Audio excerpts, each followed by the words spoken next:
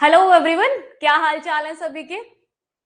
I hope कि सब बहुत अच्छे होंगे और वेरी एक्साइटमेंट के साथ, बहुत ज्यादा एक्साइटमेंट के साथ आज आपके सेशन में जुड़े हैं, क्योंकि आज से हमारी नई बैच शुरू हो रही है जो कि आपकी एग्रीकल्चर सुपरवाइजर और सॉरी एग्रीकल्चर टेक्निकल असिस्टेंट और केन सुपरवाइजर की बैच है, जहां पर हम सारी चीजों को डिटेल में आज से कवर करना शुरू कर रहे हैं। बस एक मिनट मुझे आंसर कर दीजिएगा, क्या सभी को मेरी वॉइस क्लियर आ रही है? मैं सभी को क्लियरली ऑडिबल हूँ? Thank you so much Ishu Srivastava ji. Okay, चलिए, इट मीन्स सभी को मेरी वॉइस क्लियर है, देन हम सेशन को शुरू कर सकते हैं। ठीक है, ये आपका जो आज का क्लास है और आने वाली अभी 4 क्लासेस और मतलब टोटल 5 डेज तक आपको क्लासेस डेमो क्लासेस के रूप में यूट्यूब पर भी और एप्लीकेशन में भी प्रोवाइड की जाएंगी। देन आप 5 दिनों तक आराम से एजीटीए के कोर्स के अंदर एनरोलमेंट करिए, फ्री ऑफ रजिस्ट्रेशन करिए, एंड देन डेली बेसिस पे क्लासेस लीजिए और बताइएगा क्लासेस आपको कैसी लगी। तो आज हम पहले थोड़ा सा सिलेबस डिस्कस करेंगे, बिकॉज सिलेबस भी हमारे लिए इंपॉर्टेंट पोर्शन है। वो बात अलग है कि इस बार उन्होंने फॉलो नहीं किया, लेकिन हो सकता है अगली बार वो फॉलो कर ले तो हमें दोनों प्रोस्पेक्टिव्स के साथ में लेकर के आगे बढ़ना होगा। इट मीन्स कि हम क्या करेंगे, हम सारी चीजों को सिलेबस वाइज भी कवर करेंगे और एडिशनल चीजों को भी अच्छे से कवर अप करेंगे। ठीक है, तो चलिए शुरू करते हैं आज का सेशन, लेते हैं श्री गणेश जी का नाम और करते हैं आज के सेशन का शुभ आरंभ। ठीक है, बहुत बहुत स्वागत है सभी का। बहुत सारे प्यारे प्यारे बच्चे हमारे साथ जुड़ चुके हैं और बहुत सारे बच्चों ने तो बैचेस भी ज्वाइन कर ली है। बहुत बहुत स्वागत है, हमारे साथ जुड़े हैं आज। मैं एक बार उनका स्वागत कर लूं। रवि कुमार जी आ चुके हैं, दीपेंद्र जी आ चुके हैं, अभिषेक आ गए हैं, सुधीर जी जुड़ चुके हैं, अर्चना जी जुड़ चुकी हैं। बहुत बहुत स्वागत है सभी का, बहुत बहुत स्वागत है। चलिए, तो सेशन को शुरू करते हैं, introduction to agriculture class. But इसके लिए हम सबसे पहले पढ़ेंगे कि हमारा सिलेबस क्या रहने वाला है for TA examination and cane supervisor examination. ठीक है, तो इन सारी चीजों को ध्यान पूर्वक समझते हुए चलेंगे और अपने सिलेबस को हम इन्हीं हिसाब से कवर करेंगे, ताकि आपकी परीक्षा से पहले आपकी तैयारी जबरदस्त हो सके और आप डिटेल में एक एक चीजों को अच्छे से पढ़ पाओ। देखो, पेपर में मेरा जो प्रोस्पेक्टिव है वो इस बार का ये रहने वाला है, फैक्ट्स तो हमें याद करने हैं। ठीक है, फैक्ट्स हम आपको याद करवाएंगे, लेकिन पेपर जिस प्रकार का इस बार पूछा था ना, वहां पे कहीं ना कहीं कॉमन सेंस की भी आवश्यकता थी। मतलब आपको थोड़ी समझदारी के साथ पेपर हैंडल करने की भी आवश्यकता थी। तो अगर उन सारी चीजों को हम देखते हुए चले, और जो फ्रेशर्स बच्चे इस बार ग्रेजुएशन कंप्लीट करके सेशन को ज्वाइन कर रहे हैं ना, मतलब जो इस बार टीए का, केन सुपरवाइजर का एग्जाम देने वाले हैं ना, उनके लिए क्या प्रोस्पेक्टिव रहेगा, किस प्रकार से वो चीजों को प्रिपेयर कर सकते हैं, कैसे वो अपनी तैयारी करें कि उनका पहला अटेम्प्ट उनका शानदार हो जाए, उसके लिए भी हम उन्हें अच्छे से गाइड करने वाले हैं। ठीक है, जिन्होंने पहले भी एग्जाम अटेम्प्ट किए हैं उनको थोड़ी सी इंप्रूवमेंट की आवश्यकता है, जो इस बार पहली बार करेंगे उनके लिए भी हम एक नई स्ट्रैटेजी के साथ उन्हें अच्छे से पढ़ाएंगे। ठीक है, तो चलिए, आपका सिलेबस मैं आपको एक बार डिस्कस कर बता देती हूँ, बिकॉज हमारा जो मोटिव है वो ये है कि हम बेसिक टू एडवांस चलेंगे। मतलब हम नए बच्चों को और पुराने बच्चों को दोनों को साथ में मर्ज करते हुए आगे बढ़ेंगे, ताकि हम चीजों को वेरी वेल मैनर में हैंडल कर पाए और किसी को ये ना लगे कि हमारी वजह मतलब मैम ने हायर लेवल पढ़ाया या मैम ने लोअर लेवल पढ़ाया। ऐसा कुछ भी नहीं करना है, प्रॉपर एक एक बच्चे के अकॉर्डिंग हमें अच्छे से चीजों को कवर करना है। ठीक है, तो यहाँ पे आपका जो आपके एजीटीए का सिलेबस है अभी, तो वही आपका केन सुपरवाइजर का भी सिलेबस है। तो मोस्टली आप यहाँ पे देखोगे कि सबसे पहला जो आपका पॉइंट आता है वो है क्रॉप साइंस। क्रॉप साइंस में बेसिकली हम बात करें तो एग्रोनॉमी वगैरह हो गया, आपका हॉर्टिकल्चर हो गया, आपका agronomy, horticulture, soil science, basically crop science के अंदर एग्रोनॉमी और हॉर्टिकल्चर आप ले सकते हो। ठीक है, यहाँ से क्वेश्चन पूछे जाएंगे। टोटल अगर हम बात करें तो क्रॉप साइंस से रिलेवेंट आपसे 25 क्वेश्चन पूछे जाएंगे, जहां पर जनरल एग्रीकल्चर भी आपका प्रॉपरली इंक्लूडेड होगा। ठीक है, तो यहाँ पे हिस्ट्री ऑफ एग्रीकल्चर भी इस क्वेश्चंस के अंदर इंक्लूड हो सकते हैं, जनरल एग्रीकल्चर भी इसी के अंदर है, just like both are the same things, मतलब general agriculture and history same ही चीजें हैं थोड़ी थोड़ी। तो यहाँ पे ये सारी आपकी क्रॉप साइंस के अंदर इंक्लूड होंगी, जहां पे 25 क्वेश्चन आपसे पूछे जाएंगे। ठीक है, 25 क्वेश्चन 25 नंबर के होंगे, ध्यान दीजिएगा। दूसरी है biotechnology, GPB and crop physiology. यहाँ पे biotechnology, crop physiology, GPB genetic and plant breeding भी आपको पढ़ना है, इंटो भी पढ़ना है, थोड़ा बहुत पैथो भी पढ़ना है। इसी के साथ साथ सीड साइंस भी आपको यहाँ पे पढ़ाया जाएगा। तो इन सभी के मान लीजिए कि 10 क्वेश्चन आपसे पूछे जाएंगे और ये 10 क्वेश्चन एज यूजुअल 10 नंबर के होंगे। सॉइल वाटर कंजर्वेशन में हम सॉइल साइंस को डिटेल में स्टडी करेंगे। सबका परेशान बिल्कुल नहीं होना है, इन सभी का भी अपना एक डिटेल सिलेबस है। मैंने एक आपको ब्रीफ दे रखा है कि किससे कितने क्वेश्चन आएंगे, बाकी ये सभी के अपने एक सिलेबस है, उन सिलेबस के अकॉर्डिंग पढ़ेंगे। चीजों को सिलेबस से ज्यादा पढ़ेंगे, ये मेरी गारंटी है, इसके लिए परेशान मत होइएगा। सॉइल वाटर कंजर्वेशन के 15 क्वेश्चन आएंगे एग्रीकल्चर एक्सटेंशन के, ठीक है। यहाँ पे एक्सटेंशन के 5 क्वेश्चन, इको के आपके इको एंड स्कोम के 5 क्वेश्चन आएंगे, एनिमल हस्बेंड्री और डेयरी के 5 क्वेश्चन है, कंप्यूटर के 15 क्वेश्चन और यूपीजीके के 20 क्वेश्चन पूछे जाएंगे, ठीक है। टोटल क्वेश्चन 100 है, मार्क्स भी 100 है, एंड देन नेगेटिव मार्किंग जो है वो 1/4 नंबर की रहने वाली है। इस बात का विशेष ध्यान यहाँ पे आप देंगे, ठीक है। अब चलिए शुभारंभ करते हैं आज के अपने सेशन का, जहां पर हम पढ़ने वाले हैं एग्रीकल्चर की हिस्ट्री, कि कैसे आई हमारी कृषि, मतलब कैसे शुरू हुआ कृषि का ये सुंदर सा काम, जिससे हम लोगों को क्या आप जब आपके जो पूर्वज थे, जो कि कहते हैं कि एक वानर थे, और उनसे एक ह्यूमन में परिवर्तन होना, मतलब होमो सेपियंस में परिवर्तन, और कृषि की तरफ अग्रसर होना, मतलब खेती करने तक की व्यवस्था कैसे हमारे यहाँ आई, कौन सी सभ्यता से चीजें डेवलप हुई, कौन से वेद से किसे लिया गया, इन सभी चीजों को अब हम डिटेल में डिस्कस करने वाले हैं, ठीक है। चलिए, तो अगर बात करें इंट्रोडक्शन ऑफ एग्रीकल्चर की, तो भाई देखो, एग्रीकल्चर जो शब्द है ना, एग्रीकल्चर का मतलब होता है कृषि या कृष। ये एक संस्कृति है, ये क्या है, संस्कृति है। कृषि एक क्या है, संस्कृति है, जिसके अंदर हम क्या करते हैं, कल्टीवेशन करते हैं क्रॉप्स का, कल्टीवेशन करते हैं फसलों का, और उनको खाने योग्य बनाते हैं, और उनको एज अ भोजन ग्रहण करते हैं।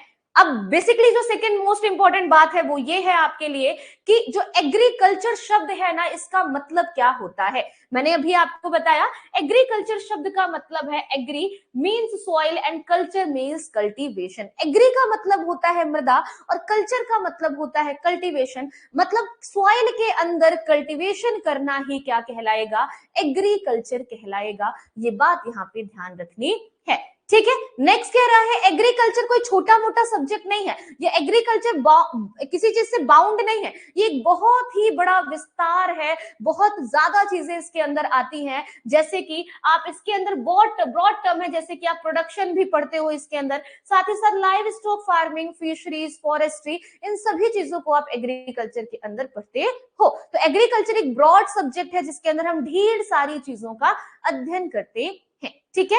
दूसरी इंपॉर्टेंट बात कि कृषि का जो एवोल्यूशन है वो कैसे हुआ, मतलब मानव से एग्रीकल्चर तक ये परिवर्तन कैसे आया, ये एक मोस्ट इंपॉर्टेंट थिंग है आप सभी के लिए जानना। जैसे कि अगर बात करें कि मानव और कृषि का विकास देखो, तो पहले हमने क्या सीखा, पहले जो हमारे, मैं तो नहीं थी भाई, मेरे जो पूर्वज थे, हमारे जो पूर्वज थे, उन्होंने क्या किया, सबसे पहले उनको एक चीज आता था अपने जीवन निर्वाह के लिए, वो क्या करते थे, हंटिंग करते थे। कोई बच्चा कुछ बोल रहा है क्या?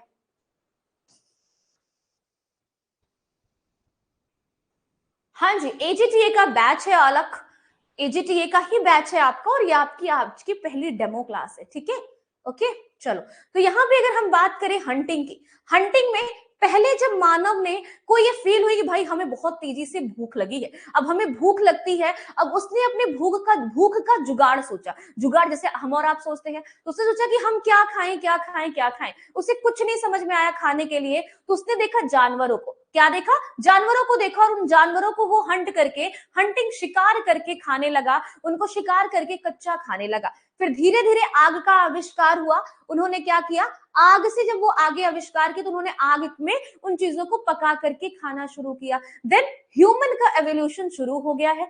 अब दूसरी बात, हंटिंग के बाद इन्होंने क्या किया, पास्चरल करना शुरू कर दिया। क्या करना शुरू कर दिया, पास्चरल करना शुरू कर दिया। अब ये क्या करने लगे, पास्चरल की तरफ बढ़ते गए, और धीरे धीरे ये क्या हुए, जब इनका थोड़ा मस्त, देखो सारे आपके जीव में, जितने भी आपके जीव है ना, सबसे ज्यादा जो विकास हुआ है वो हुआ है मानव का। किसका हुआ है, मानव का विकास सबसे ज्यादा आप देखोगे तो यहाँ पे हुआ है, ये बात आप यहाँ पे जानते होंगे। तो यहाँ पे इन्होंने धीरे धीरे क्या किया, क्रॉप का, जब इनको लगा कि अब हम चीजों को और बेहतर ढंग से कर सकते हैं, तो इन्होंने धीरे धीरे क्रॉप का कल्टीवेशन करना शुरू किया। किसका कल्टीवेशन करना शुरू किया, फसलों का उत्पादन करना शुरू किया। पहले ये घूमते रहते थे, पहले ये शिकार करते थे, और शिकार करते टाइम इन्होंने सोचा, जब इनको लगा कि मैं शिकार करने जा रहा हूं, मेरे लिए कोई खतरा हो सकता है, मतलब कोई जानवर हम पे भी हमला कर सकता है, तो हम अपने बचाव के लिए क्या करें। तो उस कंडीशन में इन्होंने क्या किया,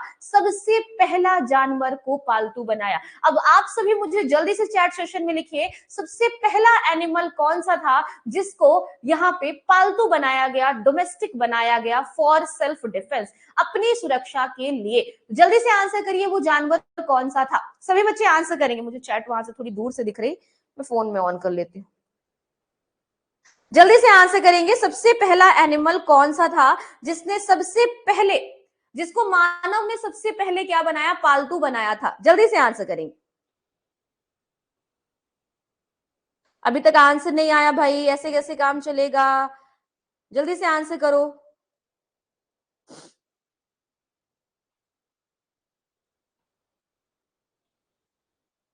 कुत्ता, डॉग, वेरी गुड। किसको बनाया, डॉग को इन्होंने सबसे पहले डोमेस्टिक बनाया, मतलब इन्होंने अपनी सुरक्षा के लिए सबसे पहले किसको पाला, कुत्ते को पाला।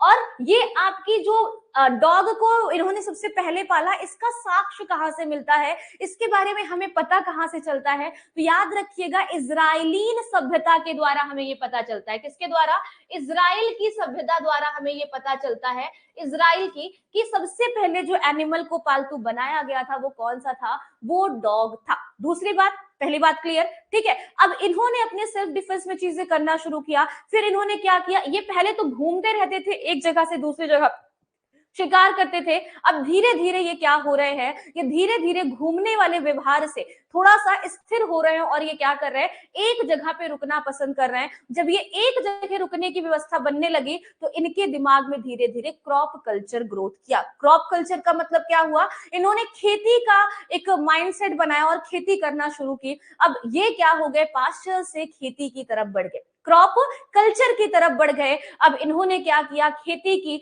और जब इनको खेती का ज्ञान हो गया ना भाई, तो देखो ना, वही होता है ना, जब इंसान को थोड़ा ज्ञान हो जाता है तो वो सोचता है कि अहम ही ब्रह्मा, मतलब हम ही ब्रह्मा है, हमें सारा ज्ञान है, ठीक है। तो ऐसी वाली फीलिंग इनके अंदर भी आई। अब इन्होंने सोचा कि हम जो सामान ग्रोथ कर रहे हैं, ग्रो कर रहे हैं, वो सफिशियंट है, उससे ज्यादा भी है, तो हम उससे लेन देन भी शुरू कर देते हैं। क्या शुरू कर देते हैं, लेन देन शुरू कर देते हैं। तो इन्होंने कृषि को क्या बना दिया, ट्रेड बना दिया, व्यापार बना दिया। अब व्यापार में सबसे पहले व्यापार कैसे हुआ, तो सबसे पहले जो व्यापार हुआ वो आपका बार्टर सिस्टम के माध्यम से हुआ। कौन से सिस्टम के द्वारा, बार्टर सिस्टम के द्वारा हुआ।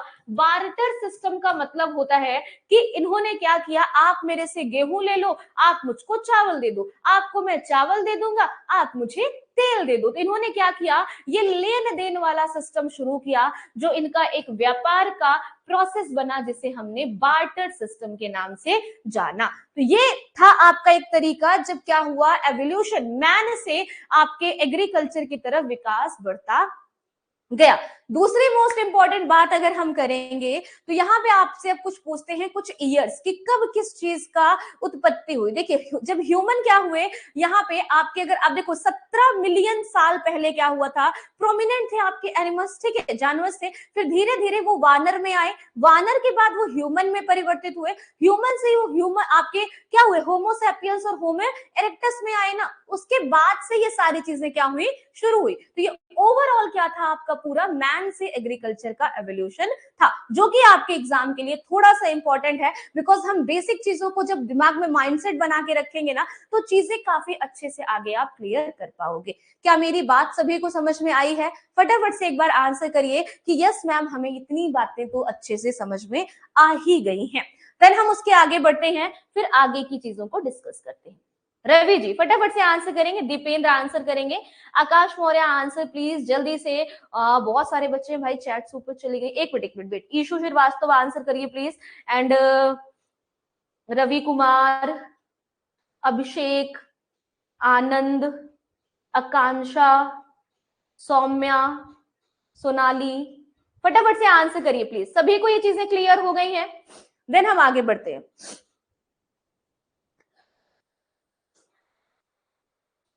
ठीक, clear.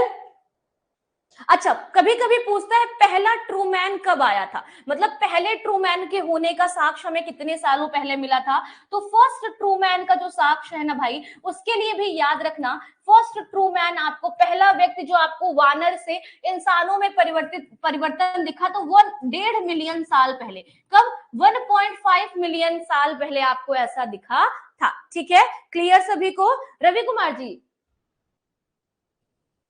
Dog, very good very good, बहुत अच्छा, सभी का आंसर आया है एकदम क्लियर। एवोल्यूशन ऑफ मंकी कब हुआ था ये भी पता होना चाहिए, तो 40 मिलियन टाइम में आपका ये हुआ था। ठीक है, अब धीरे धीरे मैंस क्या हो गए, परिवर्तित हो गए, और उन्होंने क्या किया, कुत्ते को 10,000। अच्छा, एग्रीकल्चर जो है वो कितना पुराना है? एग्रीकल्चर अगर आपसे पूछे कोई, कृषि एग्रीकल्चर कब शुरू हुआ, या ये कब से आपको इसके बारे में पता चला, तो याद रखना 10,000 बीसी। कब? 10,000 बीसी पुराना इसका इतिहास है। और इसी के साथ साथ अगर आपसे कोई पूछे खरपतवार कब आए, खरपतवार कब आए, तो भाई जब खेती होगी, जब कृषि होगी, तब तो खरपतवार भी ना आएंगे, क्योंकि वो तो उन्हीं के साथ चलते हैं। तो जो खरपतवार थे मेरे भाई, वो भी 10,000 बीसी के टाइम पर ही आए थे। क्या मेरी इतनी बातें सभी को क्लियर हो गई हैं? फटाफट से आंसर करिए, वेरी गुड। अब मुझे आंसर कर दो कि सबसे पहले शिप को कब डोमेस्टिकेट किया गया था? सबसे पहले कुत्ते के बाद शिप का डोमेस्टिकेशन कब किया गया था? इसको पालतू कब बनाया गया था? डोमेस्टिकेशन ऑफ शिप, बताइए। शिप को पालतू, मैं हिंदी में पढ़ाऊंगी बेटे, परेशान मत हो, ठीक है। डोमेस्टिक, घरेलू, भेड़ को घरेलू कब बनाया गया था? पालतू कह सकते हैं या घरेलू कह सकते हैं, को पालतू, पालतू। फटाफट से आंसर करो, कब, किसमें बनाया गया था? फटाफट से आंसर करिए सभी लोग, जल्दी से। वेरी गुड, 8,700 बीसी में। कब? 8,700 बीसी में इसको पालतू बनाया गया था। अगर हम बात करें गोट की, बकरी की, तो बकरी को 1777 बीसी में पालतू बनाया गया था। क्या इतनी बातें सभी को क्लियर हो गई हैं? आंसर करते रहिएगा प्लीज। बहुत बढ़िया, बहुत सुंदर, सभी के आंसर आ रहे हैं, वेरी गुड, बहुत सुंदर। ठीक है, चलिए, बहुत अच्छे। हाँ जी, कैटल और पिग का भी एक क्वेश्चन पूछता है, उसको भी आपको याद रखना है, लेकिन उससे पहले आपको ये याद रखना है कि सबसे पहले कौन सी क्रॉप का साक्ष्य मिला था। सबसे पहले कौन सी फसल का साक्ष्य आपको मिला था? कौन सी फसल का साक्ष्य आपको मिला था? कल्टीवेशन ऑफ क्रॉप सबसे पहले किसका हुआ था? तो याद रखिएगा, गेहूं का और जौ का। गेहूं और बार्ले की अगर बात करें, तो सबसे पहले आपको इसी का साक्ष्य मिला था। ठीक है, सभी को क्लियर है? किसी को कोई डाउट नहीं है ना? चलो ठीक है, तो यहाँ पे आप वीट और बार्ले की बात करेंगे, तो कल्टीवेशन ऑफ क्रॉप्स में 7500 बीसी में इनका साक्ष्य आपको सबसे पहले मिला था। ठीक है, हिस्ट्री की नोट्स भी आपको अच्छी सी प्रोवाइड कर दी जाएंगी, तो सो डोंट वरी, चीजें आपको पॉइंट टू पॉइंट क्लियर कर दिया जाएगा। ठीक है, अब नेक्स्ट अगर हम बात करें कल्टीवेशन ऑफ क्रॉप्स की, अगर आपसे कोई पूछे मेरे भाई कि बताओ विश्व की सबसे प्राचीन दाल हम किसे कहते हैं, मतलब सबसे पुरानी दाल आपकी कौन सी है? कोई बच्चा है ऐसा जो मुझे आंसर कर सकता है कि सबसे पुरानी दाल कौन सी होगी? जल्दी से आंसर करिए।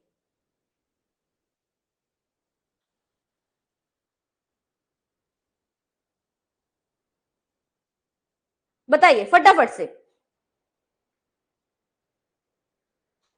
हाँ, जल्दी से, विश्व की सबसे पुरानी दाल कौन सी है?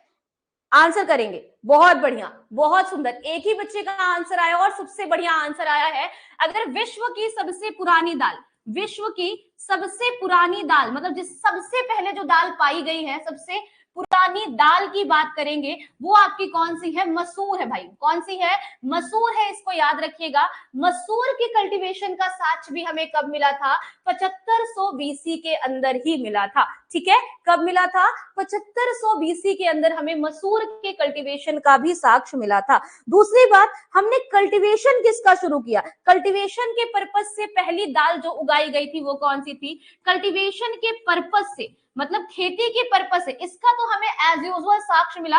अब पता नहीं इसकी खेती हुई थी कि जंगली रूप से ये ग्रो की थी, लेकिन कल्टीवेशन के पर्पस से जो उगाई गई थी वो थी आपकी चना। कौन सी थी? वो आपकी दाल थी चना। इसके बारे में भी यहाँ पर याद रखिएगा। क्या इतनी बातें सभी को समझ में आई हैं? फटाफट से एक बार आंसर कर लो। जल्दी से आंसर करो। शिल्पा यादव, ईशु श्रीवास्तव, सभी लोग। क्या इतनी बातें सभी को समझ में आ गई हैं?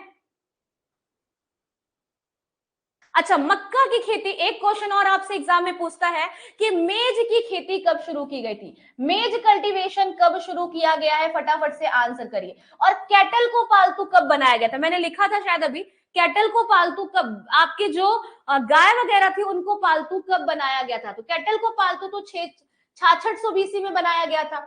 अब फटाफट से आंसर करो कि मक्के का कल्टीवेशन कब शुरू किया गया था। अभी तक आंसर नहीं आया है, फटाफट से आंसर करिए जल्दी से।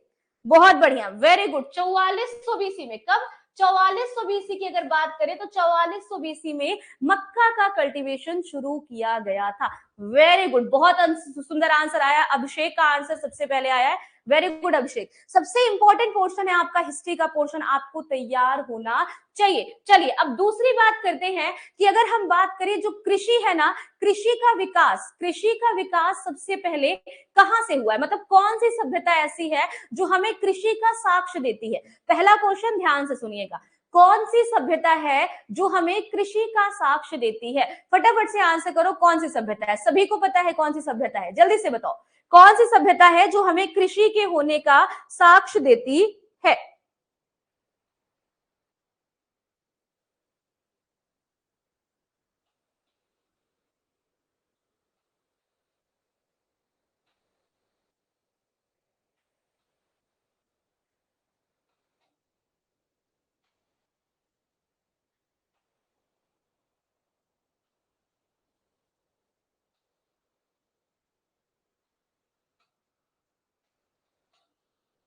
ऑब्वियसली भाई, किसी का आंसर नहीं आ रहा। सिंधु घाटी सभ्यता। सिंधु घाटी सभ्यता से ही तो आपके धान के, जौ के, सभी के साक्ष्य मिले हैं ना। तो सिंधु घाटी सभ्यता ही ऐसी है जो आपको कृषि के होने का साक्ष्य देती है। ठीक है, दूसरी इंपॉर्टेंट बात यह है, कौन सा वेद आपका ऐसा है जिसमें कृषि की चर्चा की गई है? कौन सा वेद ऐसा है जिसके अंदर कृषि की चर्चा की गई है, खेती की चर्चा अच्छे खासे रूप में की गई है? कृषि के साथ ही साथ वानिकी की भी चर्चा की गई है। किसकी की गई है? वानिकी, जंगल की भी चर्चा की गई है एक अच्छे लेवल के अंदर। फटाफट से आंसर करिए कौन सा है, बताइए जल्दी से। कृषि की सबसे अच्छे से चर्चा कृषि वानिकी और कृषि यंत्र की, किसकी? कृषि वानिकी और कृषि यंत्र की चर्चा किसमें की गई है? तो कृषि वानिकी और कृषि यंत्र की जो चर्चा है वो सबसे अच्छे तरीके से ऋग्वेद के अंदर की गई है। कहां पे की गई है? ऋग्वेद के अंदर की गई है, ये बात याद रखिएगा। अब फटाफट से मुझे बताइए, अथर्ववेद के अंदर किस चीज की चर्चा की गई है कृषि से संबंधित? कोई बताएगा क्या? अथर्ववेद के अंदर किस चीज की चर्चा की गई है आपके यहाँ पे? अगर हम बात करें कृषि से संबंधित तो याद रखिएगा, अथर्ववेद के अंदर क्रॉप प्रोडक्शन से संबंधित चीजों की चर्चा की गई है। किसके अंदर? आपके अथर्ववेद के अंदर। क्रॉप प्रोटेक्शन, इसका मतलब क्या हुआ कि हम खेती को, अगर खेतों में कोई बीमारी लग रही है तो उसे हम कैसे सुरक्षित कर सकते हैं, इसकी जो चर्चा की गई है वो आपके यहाँ पे अथर्ववेद के अंदर की गई है। इट मीन्स इंटमोलॉजी और पैथोलॉजी का ज्ञान हमें थोड़ा बहुत हमारे जो पूर्वज देना चाहते थे वो अथर्ववेद के माध्यम से हमें मिल सकता है, जो खेती के अंदर बीमारियां लगती हैं। अब एक संहिता है आपकी, वृहद संहिता। कौन सी संहिता है? वृहद संहिता एक आपकी है। संहिता की बात करें तो वृहद संहिता के अंदर हमें मृदा के बारे में बताया गया है, मृदा के वर्गीकरण के बारे में बताया गया है, के वर्गीकरण के बारे में बताया गया है, मृदा के वर्गीकरण के बारे में बताया गया है। इसी के साथ साथ हमें यहाँ पे मृदा की उत्पत्ति के बारे में भी बताया गया। किसके बारे में? मृदा की उत्पत्ति के बारे में भी बताया गया है। और यहाँ पे एक बार और कृषि यंत्रों की चर्चा की गई है। किसकी चर्चा? कृषि यंत्रों की चर्चा की गई है। और वो कृषि यंत्र कौन कौन से हैं? सबसे पहले जो चर्चा हुई है वो हुई है किसकी? देसी हल की चर्चा हुई है। यहाँ पे सबसे पहले देसी हल की चर्चा आपके वृहद संहिता के अंदर की गई है। गुड इवनिंग अभिषेक, गुड इवनिंग, गुड इवनिंग सभी को, गुड इवनिंग, राधे राधे जी। जल्दी से बताइएगा, क्या मैंने जितनी बातें अभी तक आपको समझाई हैं सारी बातें आपको क्लियर हैं या नहीं है? एक बार प्लीज मुझे जल्दी से आंसर कर दीजिए।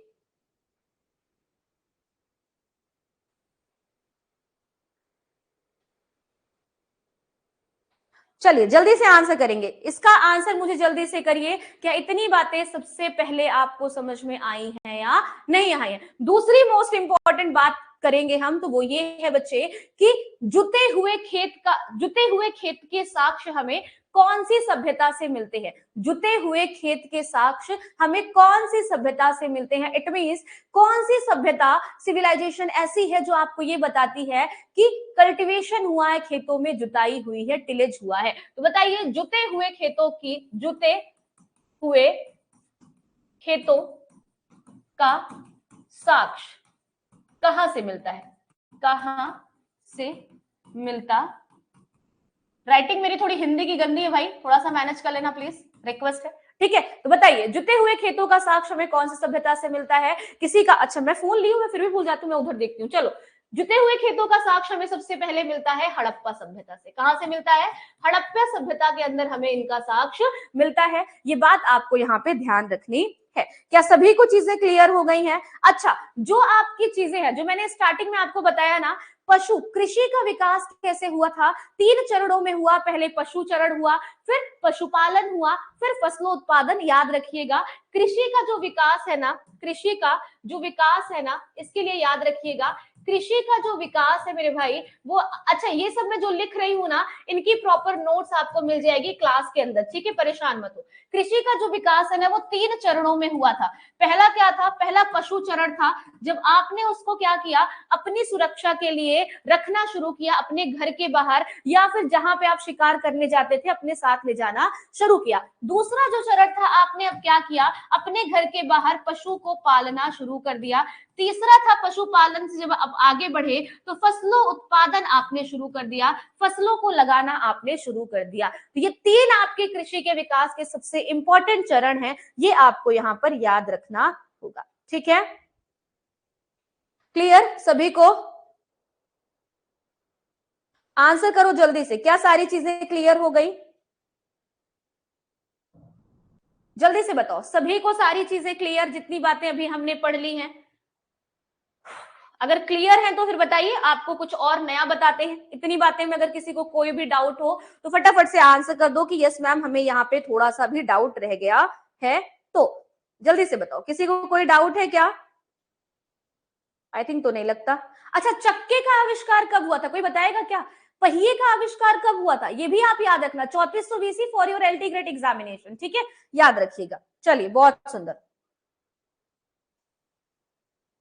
नहीं नहीं, बहुत बढ़िया, सभी ने अच्छे आंसर किए हैं। अब मुझे एक और आंसर कर दीजिए आप सभी की। बहुत अच्छे, वेरी गुड, बहुत सुंदर, बहुत शानदार आंसर सभी के। अब आप मुझे एक और आंसर कर दीजिए कि जो आपका आयरन का हल था, मतलब लोहा का जो हल था, उसका आविष्कार कब हुआ था? मतलब अगर लोहे के हल की बात करें तो वो कब आया था? लोहे का हल कब आया था, ये बता दो मुझे। तो याद रखना, लोहे का हल आपका 18वीं सदी में, शताब्दी में आया था। कब आया था? 18वीं शताब्दी में आया था।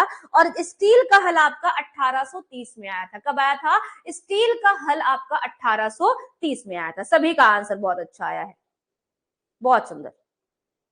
1700 में क्या आया था? 1700 में आपका लाइव स्टॉक का प्रोडक्शन शुरू हो गया था। 1700 एडी में लाइव स्टॉक का प्रोडक्शन शुरू हो गया था, और इसी के साथ साथ फर्टिलाइजर और सीड ड्रिल का आविष्कार हो गया था। ठीक है, ये बातें याद रखिएगा। बहुत सुंदर, चलिए, वेरी गुड, बहुत अच्छे, क्लियर, सभी को क्लियर?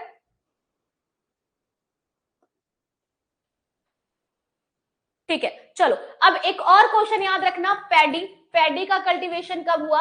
तो 2200 में शुरू हुआ था। ठीक है, पैडी का 2200 बीसी के अंदर। रागी का कल्टीवेशन कब शुरू हुआ था? तो याद रखना 1800 बीसी के अंदर। ये दोनों क्वेश्चन भी इंपॉर्टेंट है, दोनों याद रखने हैं। ठीक है, अब बताओ, कुछ और डाउट हो तो किसी का जल्दी से बताओ, नहीं तो फिर आगे बढ़े। आप लोग देखो, फिर मैं बस पानी पी लेती हूँ।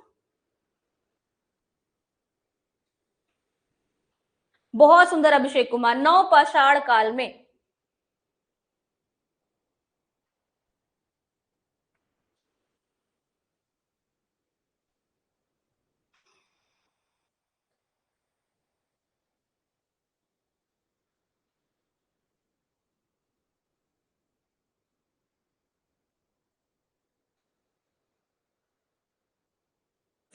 ठीक है, चलिए अब ये आपका क्या हो गया, ये आपकी हिस्ट्री की बातें हो गई बेसिक से, ठीक है। अभी हमें हिस्टोरिकल ईयर्स, जैसे कि अगर मैं बात करूं कि आईएआरआई की स्थापना कैसे हुई, आईसीआर कब बना, तो इन सभी चीजों को भी अभी डिटेल में पढ़ना होगा। तो अभी आपकी अगर मैं बात करूं तो बेसिकली 4 से 5 दिनों तक आपकी जनरल क्लासेस ही चलेंगी, जिसके अंदर हम हिस्ट्री को पढ़ेंगे। जैसे आज हमने हिस्ट्री को कवर किया थोड़ा सा, आज आपकी डेमो क्लास थी, शॉर्ट डेमो क्लास थी, तो हमने आज की क्लास में हिस्ट्री को पूरा कवर कर लिया, ठीक है। पूरा नहीं, अभी बहुत सारी चीजें इसमें भी पेंडिंग रह गई हैं, उनको भी हम अभी सीक्वेंस वाइज कंप्लीट करेंगे। बस आज के लिए आप मुझे बताना कि क्लासेस कैसी लगी हैं, चीजें समझ में आई हैं या नहीं आई हैं, ठीक है। दूसरी क्लास के अंदर हम थोड़ा सा सीक्वेंशियल, मतलब हम एक अच्छे से पूरे जैसे कि स्टार्टिंग से लेके एंडिंग तक सारे शताब्दियों के हिसाब से, ईयर्स के हिसाब से सारी चीजों को कंप्लीट करेंगे, ताकि आप एक फ्लो चार्ट अपने माइंड में बनाते जाओ कि एज अ सीक्वेंस से आपको चीजें याद हो जाए, ठीक है। वो होगी हमारी नेक्स्ट क्लास। लेकिन उससे पहले आप सब मुझे बताओगे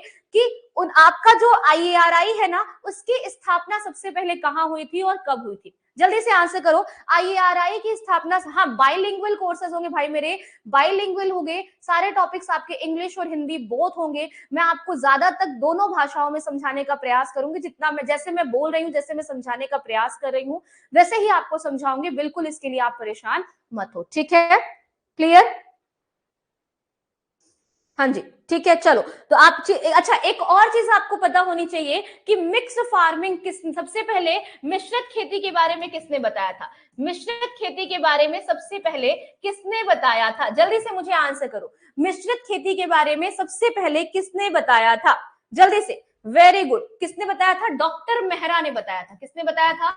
डॉक्टर मेहरा ने बताया था। और सबसे पहले मिक्स फार्मिंग की किसकी गई थी भाई? ये भी याद रखना, गेहूं की और जौ की। किसकी की गई थी? गेहूं और बार्ले की सबसे पहले क्या की गई थी? मिक्स फार्मिंग की गई थी। मोस्ट इंपॉर्टेंट होगा ये भी आपके लिए। दूसरी मोस्ट इंपॉर्टेंट थिंग्स है आपके लिए कि 1905 के अंदर क्या हुआ था, सॉरी 1904 के अंदर क्या हुआ था? भारतीय कृषि बोर्ड की स्थापना हुई थी। किसकी स्थापना हुई थी? भारतीय कृषि बोर्ड की स्थापना कब हुई थी? 1904 में हुई थी। 1905 के अंदर पूसा दिल्ली के अंदर, सॉरी पूसा बिहार के अंदर क्या हुआ था? पूसा बिहार के अंदर आईएआरआई की स्थापना हुई थी। फिलहाल आईएआरआई जो नाम है वो बहुत सारे नामों को परिवर्तित करने के बाद मिला था। इसका भी डिटेल हम अपनी क्लास के अंदर पढ़ेंगे, सो डोंट वरी, बिल्कुल परेशान नहीं होना कि मैम आपने डायरेक्ट ऐसे कैसे बता दिया, ठीक है। तो आईएआरआई के बारे में पूरी डिटेल क्लास आपको समझाऊंगी, एक भी क्वेश्चन आपका वहां से बाहर नहीं जाएगा, गारंटी मेरी, ठीक है।